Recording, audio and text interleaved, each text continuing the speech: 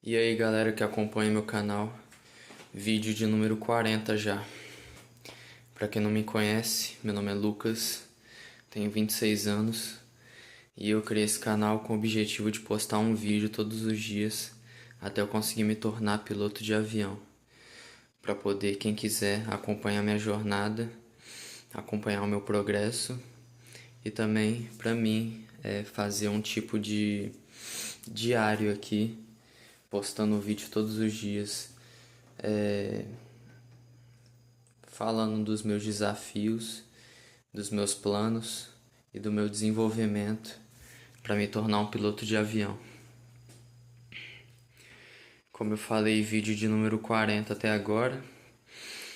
Por enquanto eu estou trabalhando, juntando dinheiro, tenho um trocado guardado já, e o que eu estou planejando para agora é tentar encontrar alguém.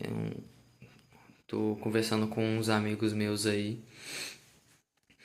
para ver se eu consigo uma parceria aí para poder sair do Brasil e passar 1 ano, 2 anos trabalhando, juntando dinheiro e também com o objetivo de aprender o inglês, que eu não tive muito sucesso com curso, essas coisas.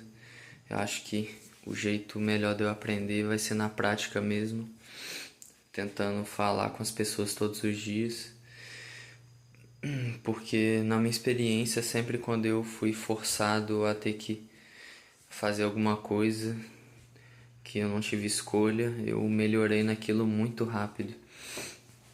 Então eu acho que é isso que eu tenho que fazer. Por enquanto, esses são os meus planos, o que eu tô fazendo no momento. Tô trabalhando, juntando dinheiro, né? No momento eu sou motorista de ônibus. E é isso. Quero agradecer a todo mundo que tá me acompanhando, comentando nos vídeos e me dando motivação para não desistir, para continuar fazendo os vídeos aqui todo dia. Tô me ajeitando aqui para dormir já, mas lembrei que eu tenho que gravar o vídeo todos os dias, então não pude deixar de terminar esse dia sem fazer isso. Então é isso. Obrigado a todo mundo. Valeu.